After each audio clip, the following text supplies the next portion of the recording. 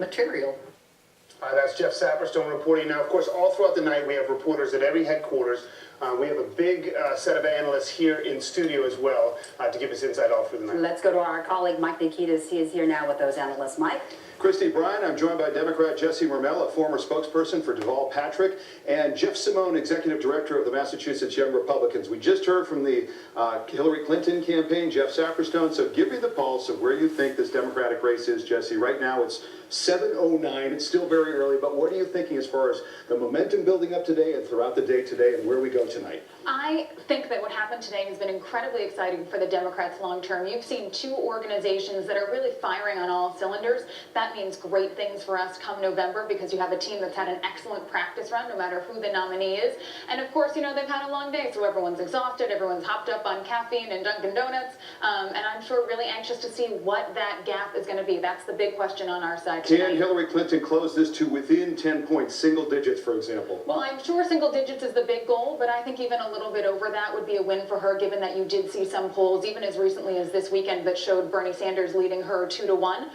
So I think she could come in over 10 and still spin it as a win. All right, Jesse, Jeff, what do you think? The Republican side of this race, again, we're just at 7:10 p.m., just starting our long voyage through the night. What's your sense of where this race is, the dynamic, the energy, as we head into the moment when the ballots begin to be counted? I think people better buckle up for a long campaign season. In years past, in cycles past, we've seen that these races are often decided after New Hampshire or very close to Super Tuesday. I think this goes deep on the Republican side. Donald Trump is looking very strong.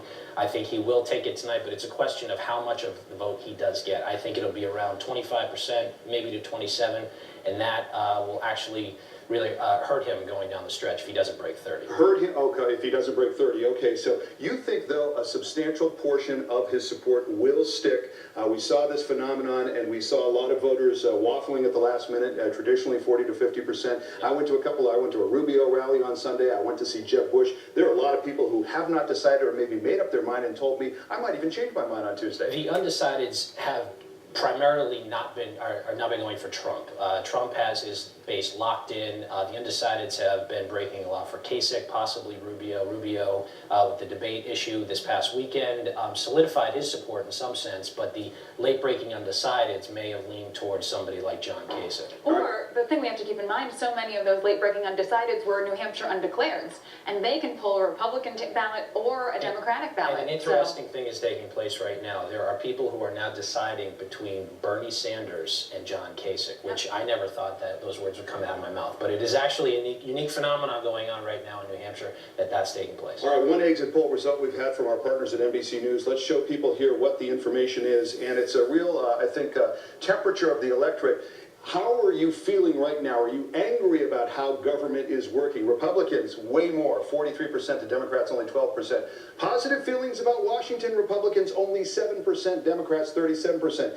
You would think this would augur well for somebody like Donald Trump, who seems to have the angry vote pretty much locked up. Well, I don't think there's anyone who's captured the angry vote the way Donald Trump has. You know, this makes a lot of sense. Republicans haven't been in the White House for almost 8 years now. It would, stand to reason that they're angry. But I think the most interesting one is that only 37% of Democrats like what is happening in Washington. I think that probably speaks to more the congressional side than the presidential side, with the real gridlock that we've seen there. A lot of dissatisfaction, and perhaps it's seen in the support that Bernie Sanders is getting right now. What's your take on this, that number and the anger factor? I want to meet the 7% who are satisfied, because that's just silly to me. I mean, folks, look, we've been, year 7 into the Obama presidency right now. And if you're a Republican, if you want strong fiscal conservative government, strong foreign policy, you're seeing none of that right now in Washington. So there is a lot to be upset about, and it's not surprising that those numbers are what we're taking away from tonight's election. Jeff and Jesse will be talking with them all evening. Back to you, Christy and Brian. A lot of